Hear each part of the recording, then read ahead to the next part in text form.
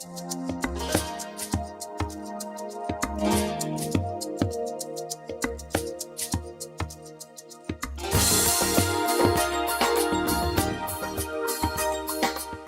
we're going to go ahead and begin. We're going to begin with a little video. And this is an interesting series. If you've ever seen it, it's called Shift Happens. Have you ever seen a series called Shift Happens? Sounds familiar. Okay, that's what we're going to start with. It's a little video. And it basically talks about why we might need to change our practices.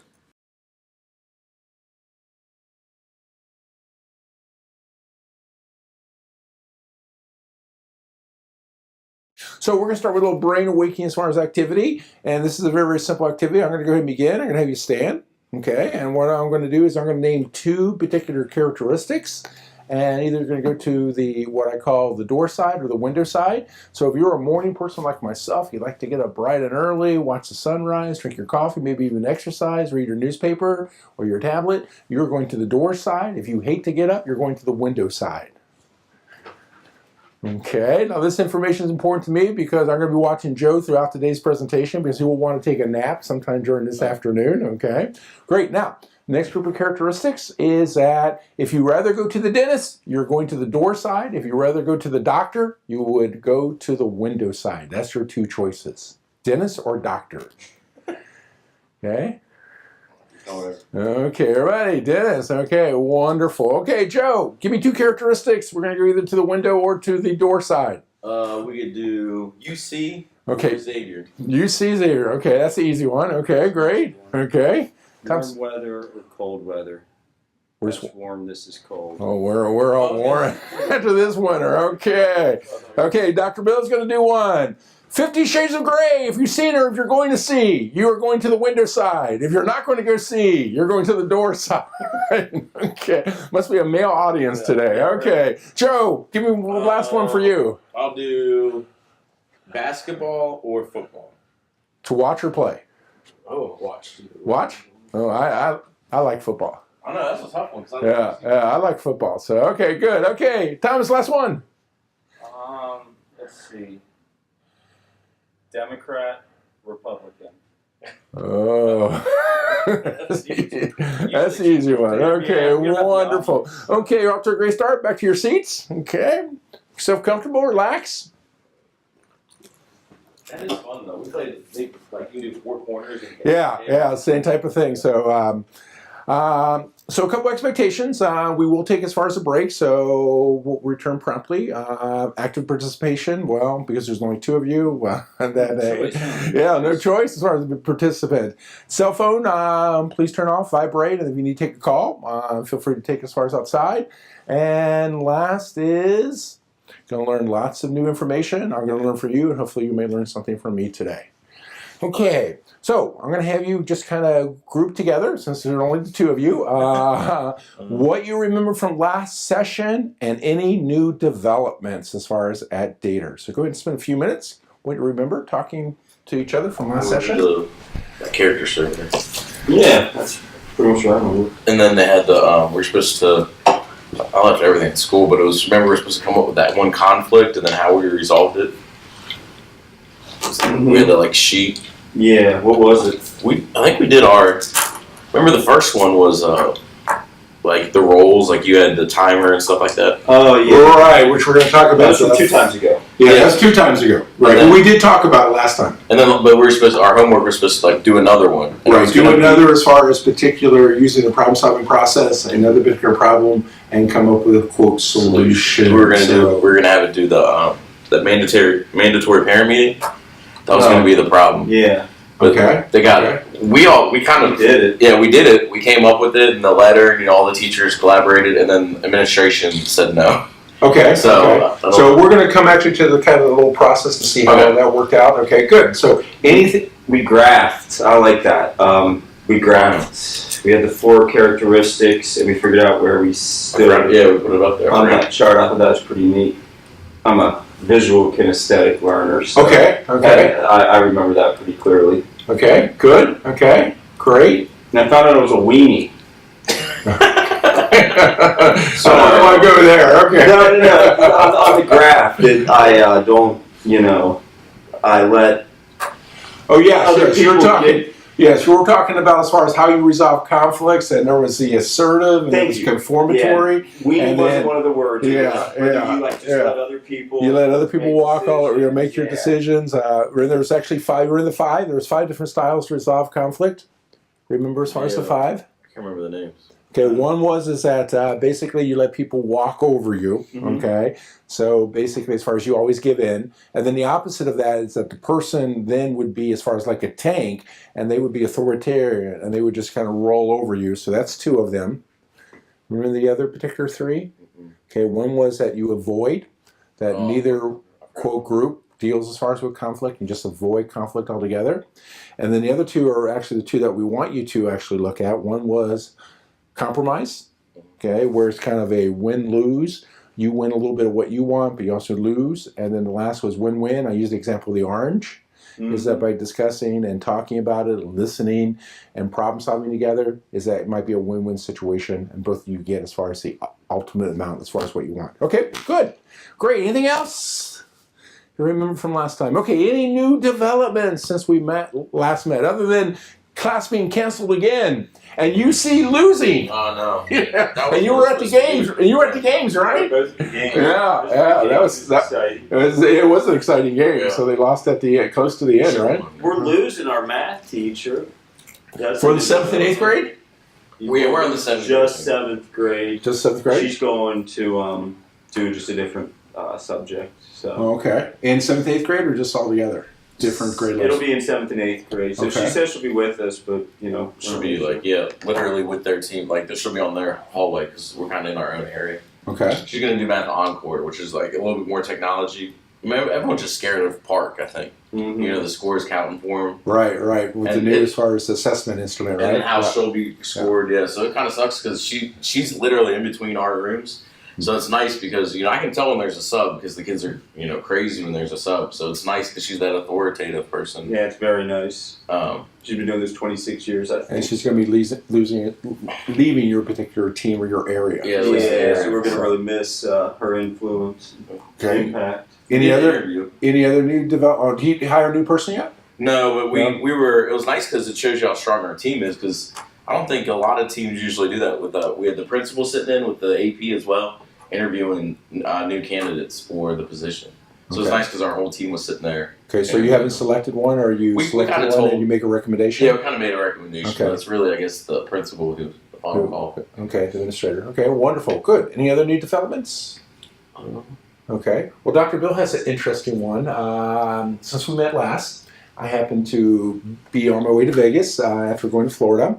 And as I was flying from Vegas, from Atlanta to Las Vegas, there was a person sitting next to me, young lady, probably about in her, I guess, 30s.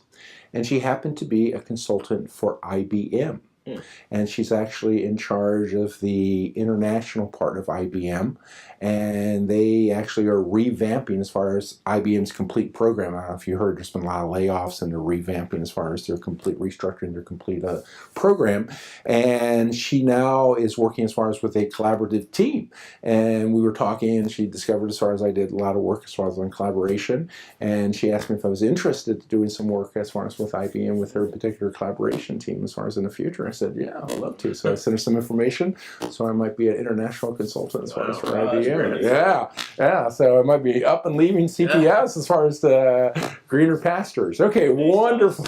Yeah, I want to see. You never know who you'll meet as far as on the plane. So, okay, great. So we have a couple, again, goals for you today, objectives. One is that you've taken the VIA, and we're going to look as far as those results a little bit later, and we're going to look at what we call your signature strengths. And your signature strengths happen to be your top 5 strengths.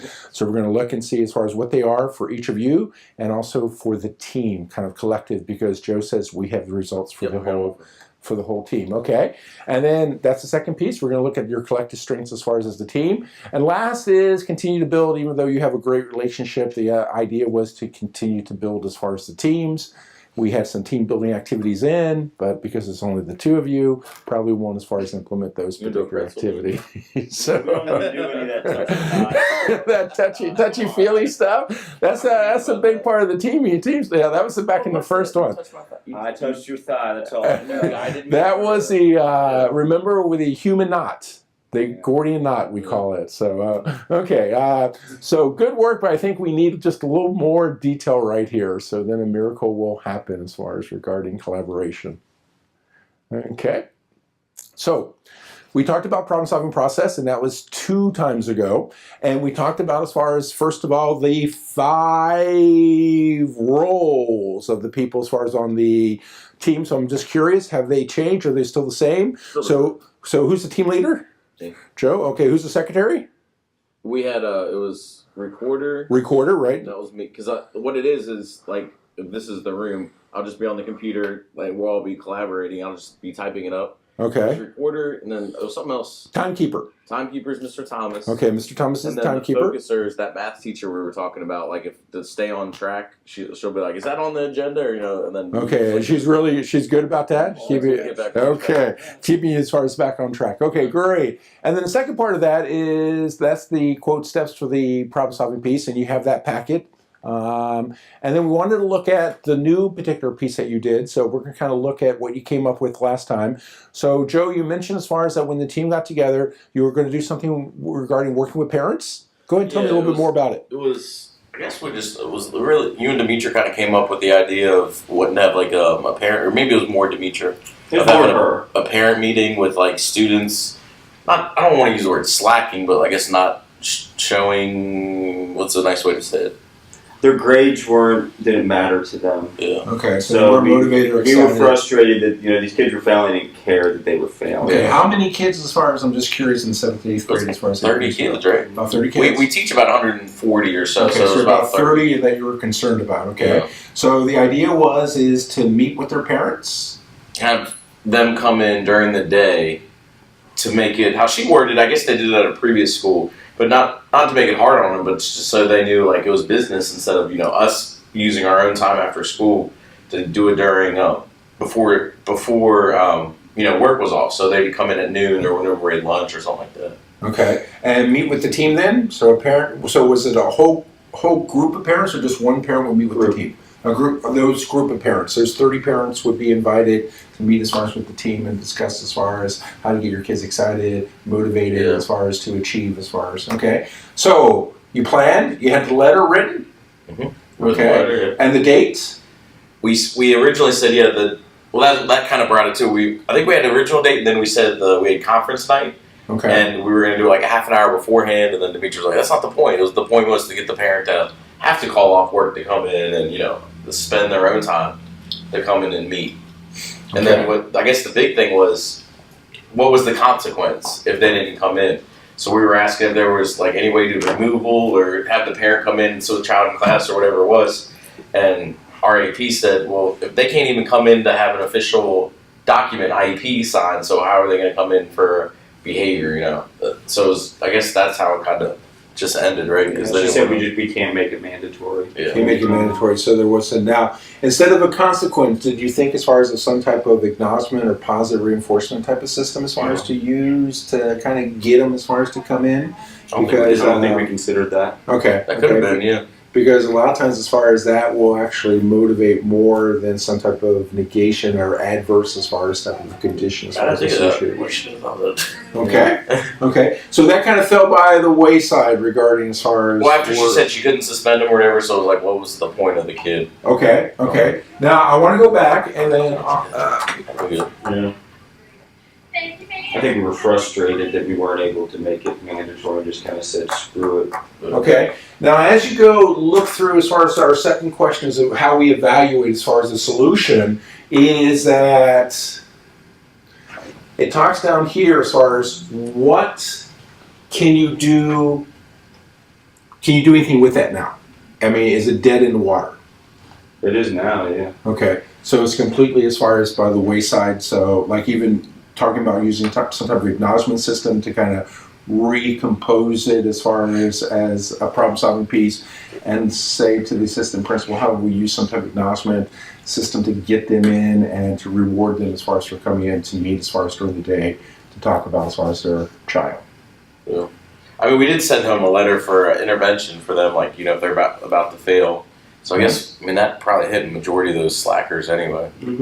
Okay, good. Okay, just remember as far as in the future, because I know there's going to be other issues that come up, that you have these 7 basic questions. So those are the questions as far as that when you come up with a solution of who's going to do, what they're going to do, when they're going to do it, how they're going to do it, is that this kind of leads you as far as that, is this a solution as far as at the final stage, or do we still need to do more as far as to work? Because we're revising things to make them better. Okay, great.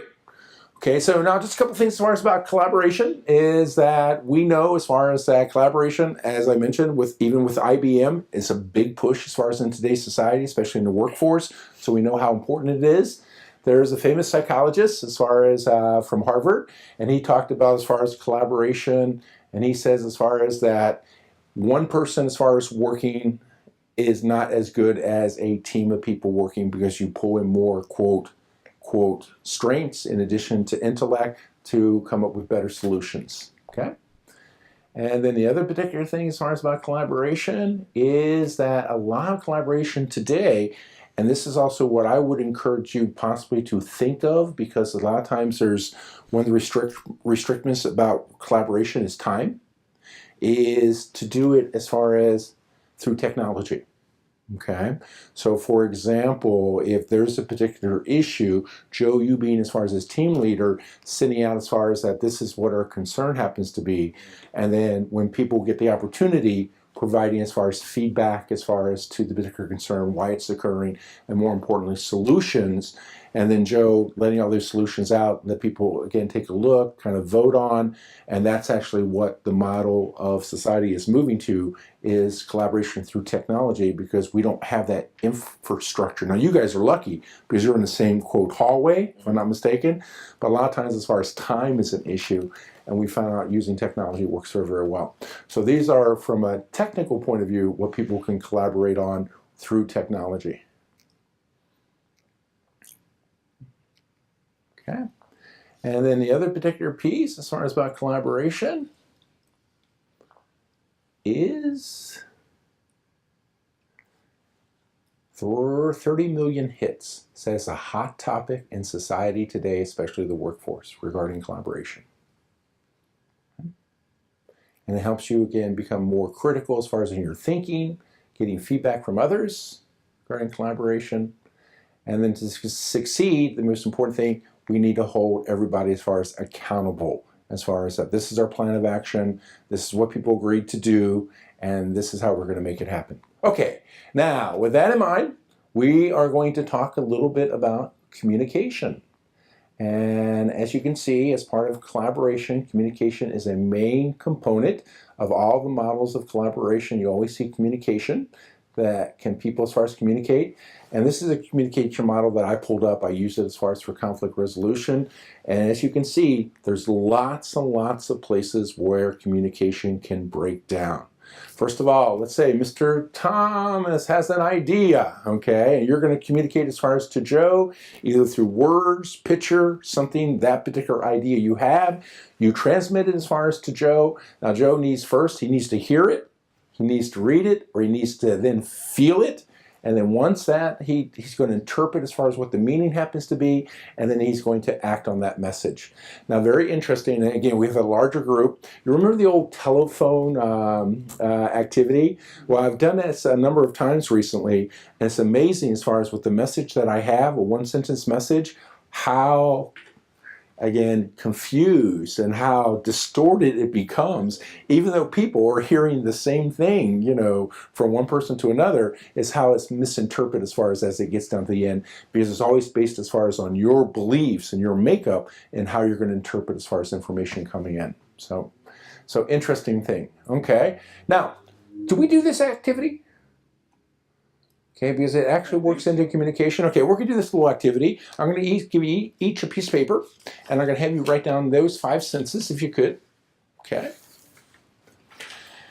And we're going to look at how individuals process information as part of the communication model. And then you'll see why I'm doing this particular activity, because it's going to lead into something else about communication.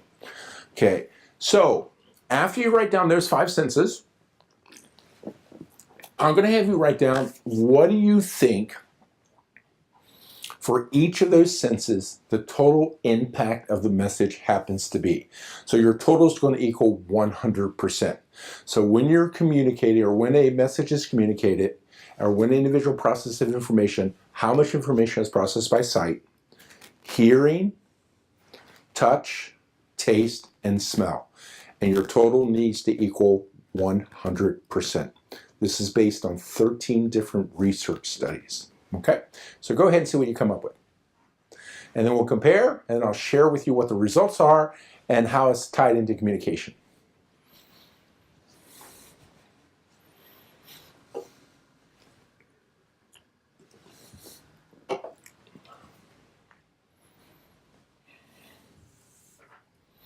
And you gotta have 100%. No new math, Joe. It's gotta be 100%. Okay. Now I see Joe uses very round numbers, but you know the research is not going to be as rounded. But still, that's a good start. It's easier for yeah, it's easier as far as to add. So I discovered usually most people will use very round numbers just because it's easier to add up. Okay, now I'm interested. Joe, what do you put for sight? I put 30. 30? Mr. Thomas? 50. Okay, how about hearing? I put 50. 40. Okay, and touch?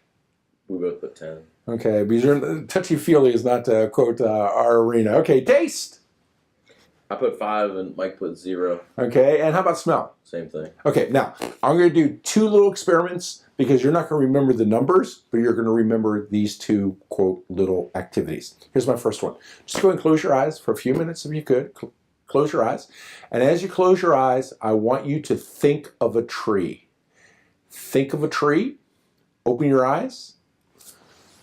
Did you see the tree? Okay. Mind, yeah. Okay, you saw it. Okay, good. Okay. Now, what did I ask you to do? Close your eyes and do what?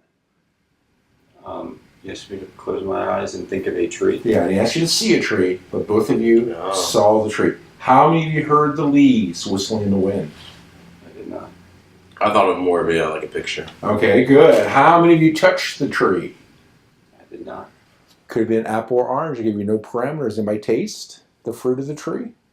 And how many of you smelled the tree?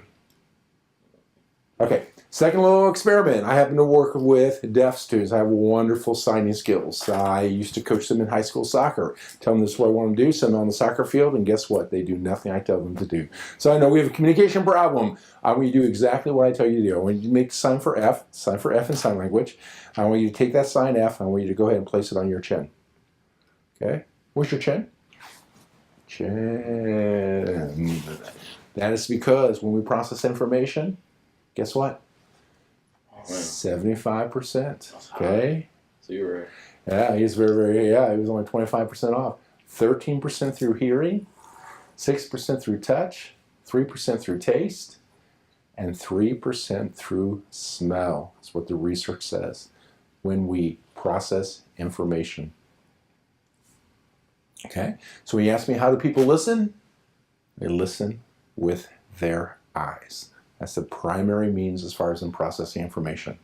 So, trumps every other sense. And there's reasons for that. Here's the first. Brain develops inside out, back to left. First part of the brain to fully develop is called something called the occipital lobe. Sits back here in the back. It processes visual information. Fully developed by age 1. All the other senses come later. In addition to that, when information goes through the eyes, through the optic nerve, has to travel all the way to the back of the brain, 75% of all brain cells directly connected to vision. It will overrule every other sense. Magicians or something, how they get away with it? That's what like people say. The hand is quicker than the eye? Yeah, you can't process it. Okay. So we recall information better visually. In fact, as you know, pictures we recall a lot easier than words. If you hear something, 3 days later, you're only going to remember 10%. When you see it, good chance you're going to remember 65%. And here's the other reason, is the amount of information. Eyes will process 10 million pieces of information per second. All the other senses are considerably lower. In addition, what we call seconds per bandwidth. Eyes processes information the quickest. Okay. So with that in mind, we are going to look as far as total impact of the message, and we're going to look at something called body language versus something called suprasegmentals, meta-communication, tone of voice, which is the pitch, rhythm, and intensity, and we're going to look at the choice of your words. So on the same piece of paper, I have broken it down. We're going to equal 100%. So based as far as on the total impact of the message, how much of the message is communicated through your body language, how much of the message is indicated through the choice of the words you choose, and how much is, again, impacted through what we call tone of voice, meta-communication, suprasegmentals of pitch, intensity, and rhythm. See what you come up with, how close we are this time.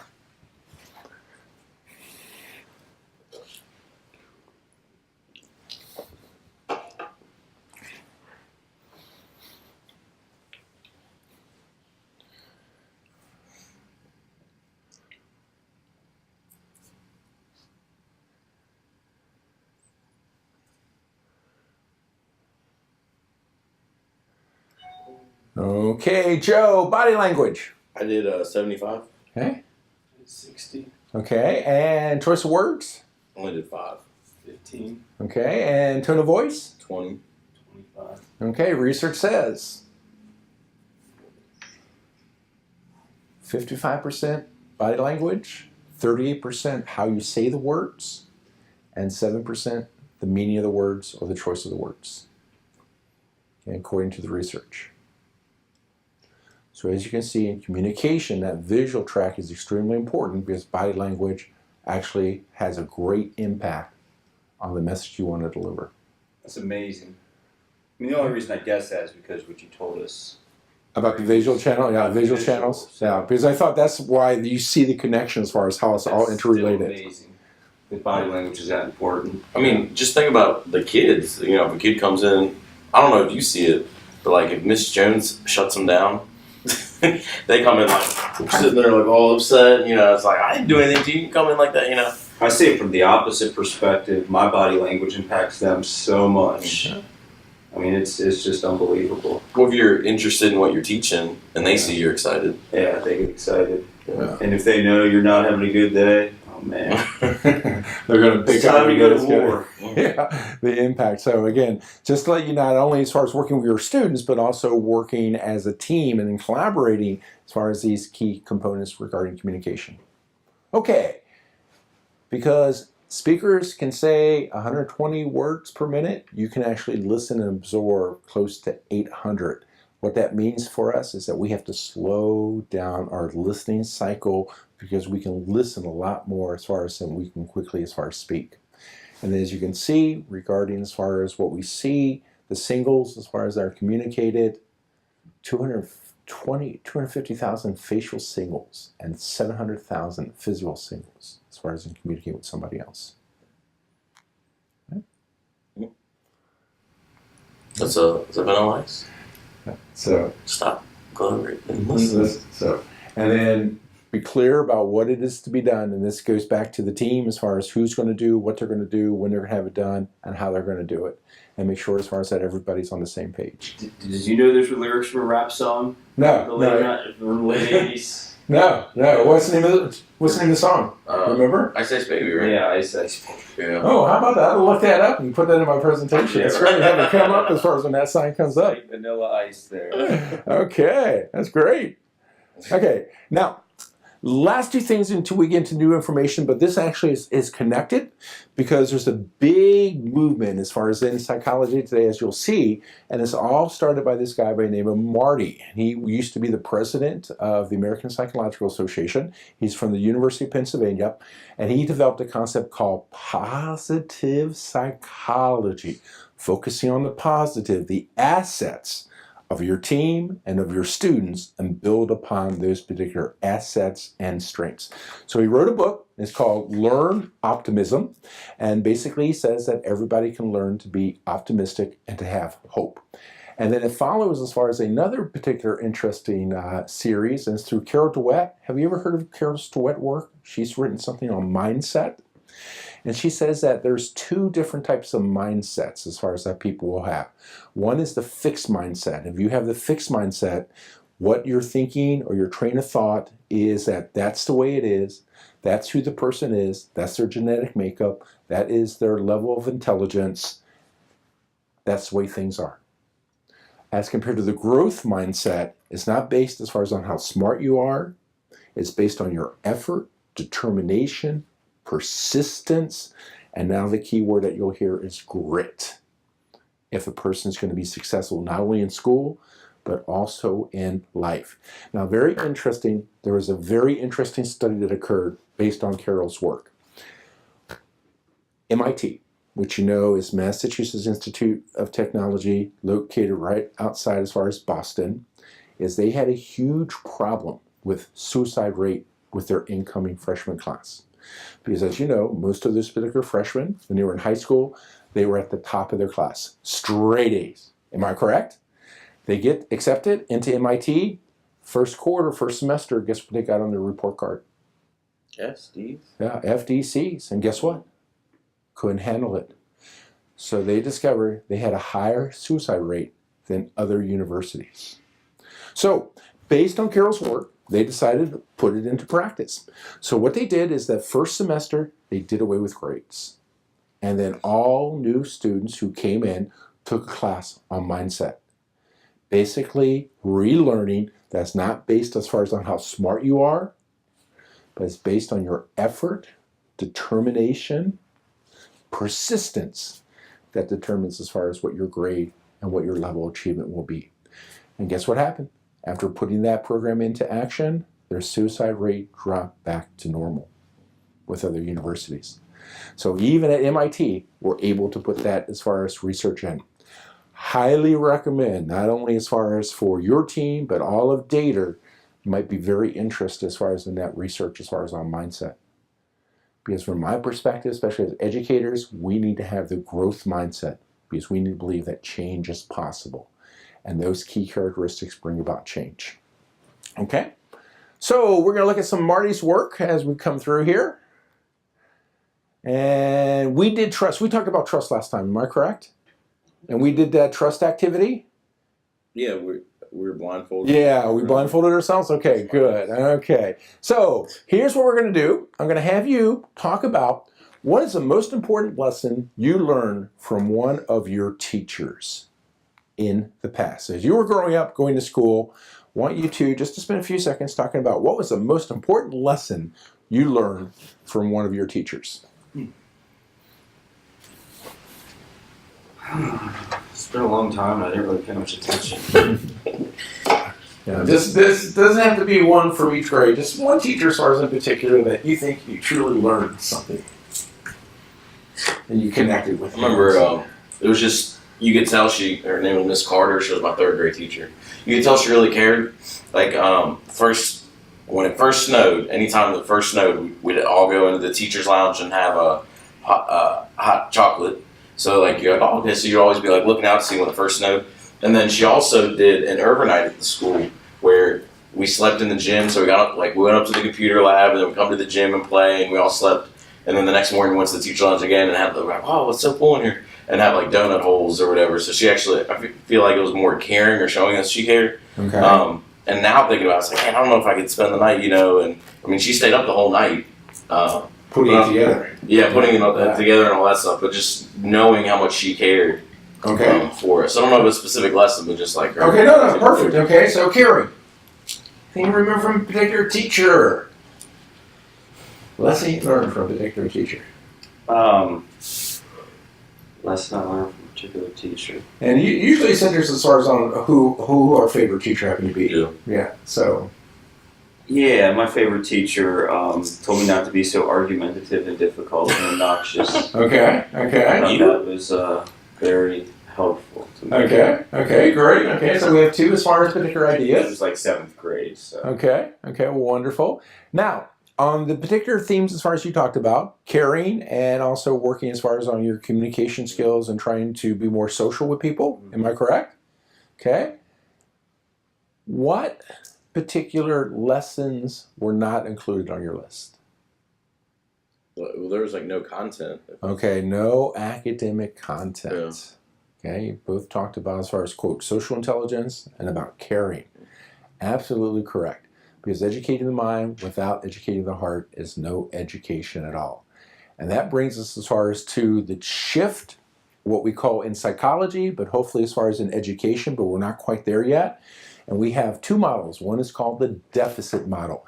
And the deficit model is what education is all about, I'm afraid, is that we focus on fixing what is wrong. For example, special education. Whole concept is fixing what is wrong, all based as far as on deficits. Focuses on that -10 to 0, and it's the absence of disease or disorder. Now, what occurred is that Marty did a lot of work in the field of psychology, and he discovered, as far as all psychologists, were focusing on this disease or disorder particular model. And he said there's got to be a better way, and he brought a whole shift called positive psychology and looking at strengths, building upon your strengths. Not only is your individual, but your team strengths, but also your student strengths.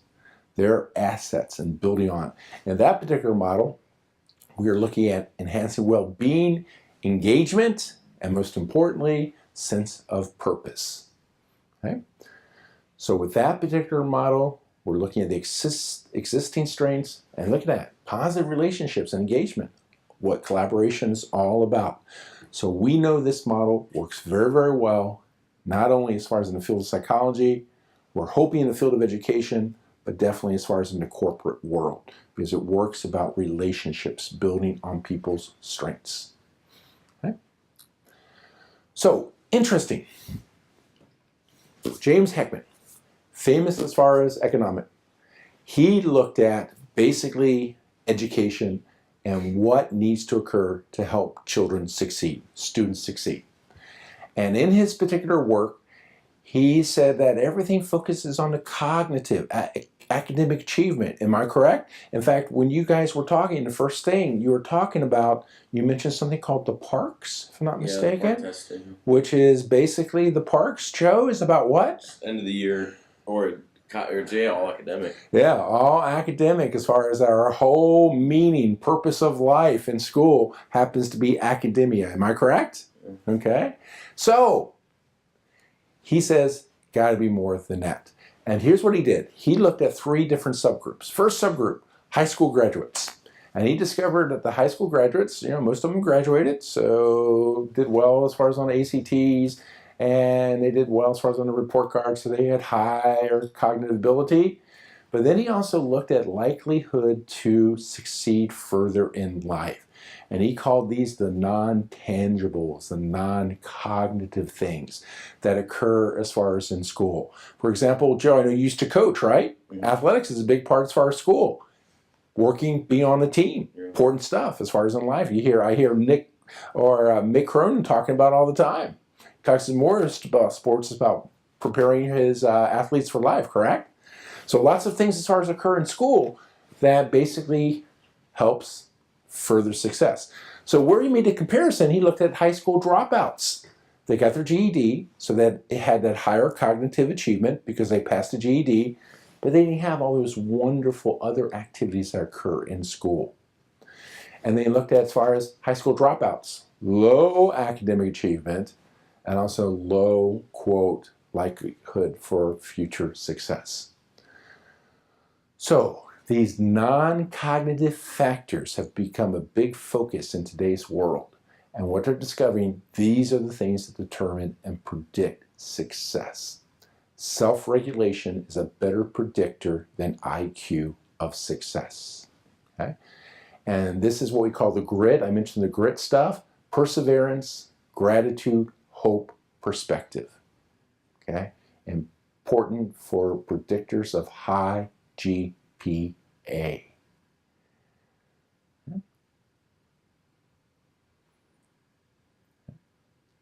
So, outside of academic journals, we know it's motivation. And that's what you guys were talking about as far as with your 7th and 8th graders. Yeah. They don't have, quote, that tenacity, that motivation, that determination. Am I correct?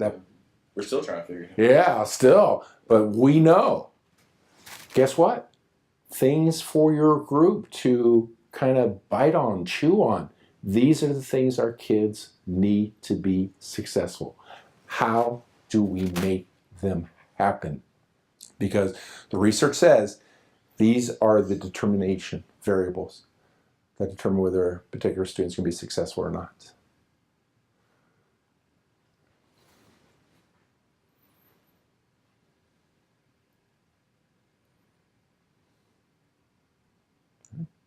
So as there's non-cognitive skills, you'll also hear those non-cognitive skills referred to as executive functioning skills, and I'm going to show you a little slide how that all fits in.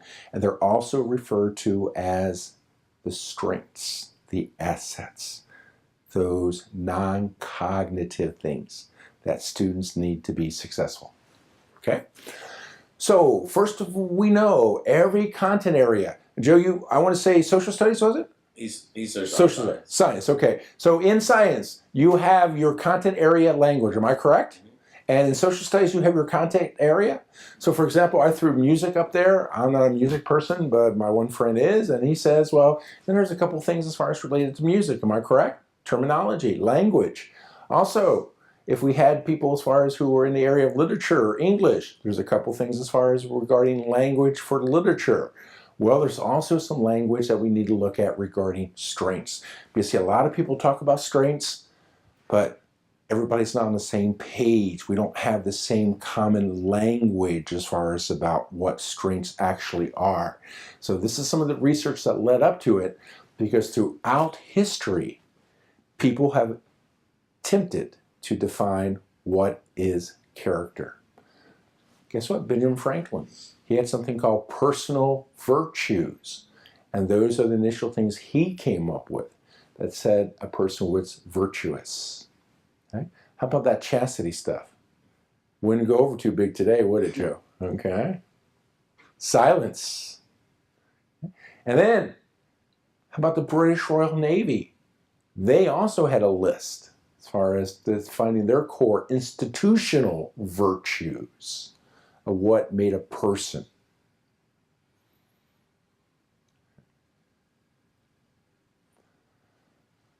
So what we've discovered, there are universal strengths and there are strengths that are specific to a particular culture or society.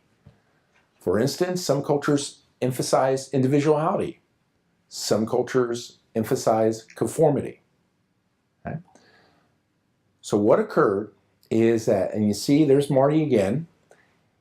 He and Dan, I think, I want to say Peterson, I want to say Chris Peterson, who just passed away a couple years ago from the University of Michigan, they decided to engage in a scientific study to discover what are the strengths associated with virtue and character. So what they did is, them and a group of scientists, they looked at sacred text scriptures. They looked at eulogies and descriptions on tombstones. Because, you know, as far as a eulogy, it kind of sums up who that person was. Okay? And they looked at public memorials. And based as far as all of this research, as far as across the world, they identified 24 character strengths. And those 24 character strengths is what you actually took on the VIA.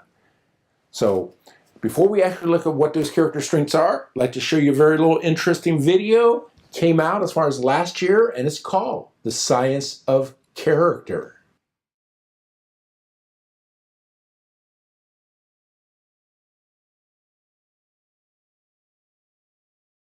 Okay, so introduction to the science of character. Now, before we take a short break, person you admire in your life. person I admire in my And why? I admire my dad. Your dad? Okay. Yeah, he's why, man, you can put me on the spot here. Yeah, focusing back on that character piece. So, what particular focusing on the character piece. the strength. Temperance. Okay. He doesn't do anything extreme. Okay. I was going to say my parents. Okay. Okay, we're looking at that. Well, obviously it's love, forgiveness, perspective, all that stuff. I mean, they raised you, you know. Okay. Wonderful. Okay. We're going to take a 5-minute break because we're going to probably end as far as a little earlier. So, as I said, 5 minutes to whatever you need to do. When we come back, we're going to look at, quote, those particular strengths and then look at your strengths and your team strengths. Okay? Okay.